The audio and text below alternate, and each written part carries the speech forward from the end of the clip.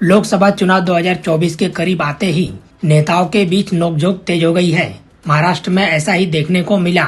Shiv Sena UBT के प्रमुख उद्धव ठाकरे ने केंद्रीय मंत्री को भाजपा छोड़कर विपक्षी दलों के साथ आने का ऑफर दिया था।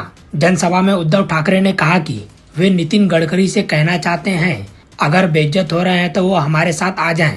इस बयान के लिए नितिन गडकरी ने उद्धव ठाकरे को करारा जवाब देते हुए कहा कि उद्धव ठाकरे अपरिपक्व बयान दे रहे हैं। उनके ऑफर को लात मारते हुए उनकी बातों पर सिर्फ हंसा जा सकता है। नितिन गडकरी ऐसे नेता हैं जिनका सम्मान सभी दलों के नेता करते हैं। नितिन गडकरी ने कहा कि उद्धव ठाकरे को भाजपा नेताओं के बारे में चिंता करने की जरूरत नहीं है। उन्होंने कहा कि उद्धव ठाकरे का सुझाव अपरिपक्व और हास्यास्पद है। बीजेपी में उम्मीदवारों को टिकट देने का एक सिस्टम है। लोकसभा चुनाव के लिए महाराष्ट्र में टिकट वितरण पर चर्चा अभी जारी है। बता दें कि उद्धव ठाकरे ने मंगलवार को महाराष्ट्र में एक रैली को संबोधित किया था। इस रैली में उन्होंने कहा था कि नितिन गडकरी का नाम बीजेपी के उम्मीदवारों की पहली सूची से गायब है।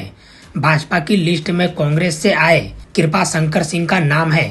वे कभी भ्रष्टाचार को लेकर भगवा पार्टी के निशाने पर थे। उद्धव ठाकरे ने कहा, मैंने 2 दिन पहले गडकरी से कहा था, मैं एक बार फिर दोहरा रहा हूं, अगर आप अपमानित हो रहे हैं तो भाजपा छोड़ दीजिए और महाविकास आघाड़ी ज्वाइन कर लीजिए। हम आपकी जीत सुनिश्चित करेंगे। जब हमारी सरकार बनेगी तो हम आपको मंत्री बनाएंगे, आपको ताकत वाला पद देंगे। 18 मार्च को उद्धव ठाकरे ने कहा कि नितिन गडकरी को महाराष्ट्र की ताकत दिखानी चाहिए। उन्हें दिल्ली के सामने झुकने की बजाय इस्तीफा दे देना चाहिए। महाराष्ट्र के उप मुख्यमंत्री और भाजपा नेता देवेंद्र फडणवीस ने भी गडकरी को दिए गए ऑफर को लेकर ठाकरे पर करारा निशाना साधा था।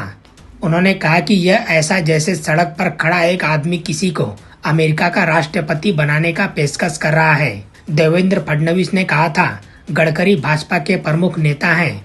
भाजपा और सहयोगी दलों के बीच सीट शेयरिंग को लेकर हो रही बातचीत के पूरा नहीं होने के चलते पहली लिस्ट में महाराष्ट्र के उम्मीदवारों का नाम नहीं था।